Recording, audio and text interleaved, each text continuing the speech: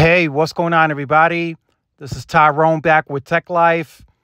Here I have a great article for you guys from Fierce Wireless. I'll leave a link to it in the description so you guys can check it out. So Verizon seizes the day with early access to the entire C-band spectrum. So all of the satellite providers have now cleared the spectrum on their end. So now Verizon has free access to wherever they deploy it, the radio onto the site. They can launch immediately with the entire spectrum bandwidth that is owned in that given county.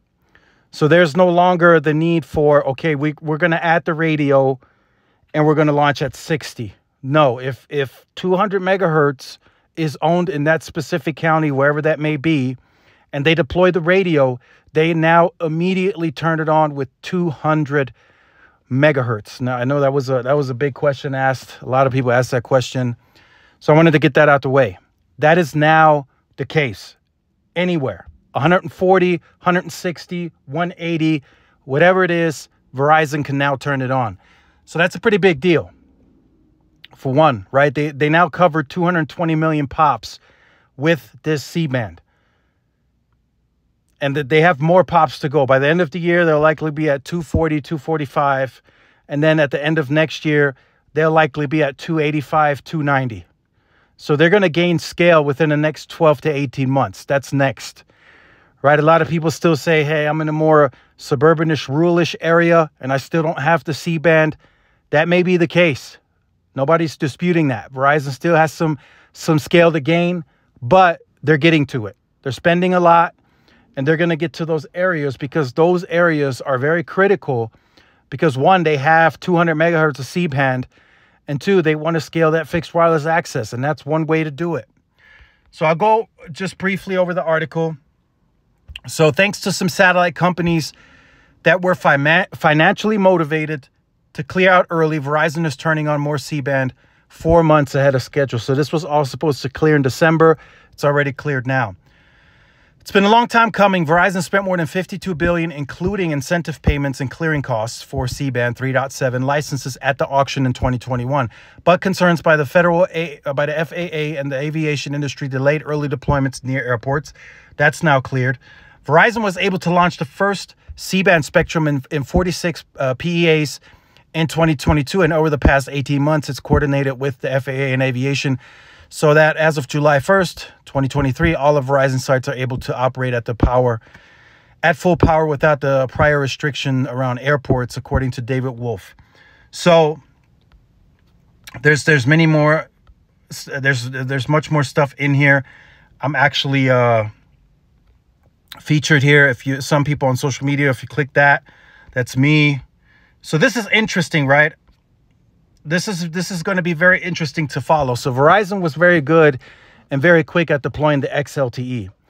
Now they've accelerated that and outdid themselves with this C-band deployment. They wanted to do that because they wanted to one-up T-Mobile. Let's call it what it is.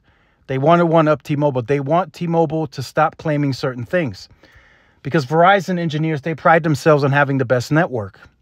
And that's what they're pushing, and that's what they want to be known for by feedback from others, by perception. They want to be known as the best network. So they're going to work towards that, right?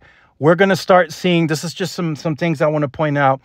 We're going to start seeing repeaters for millimeter wave at a bit more scale. Now, nothing too crazy, but we're going to start seeing them pop into the network.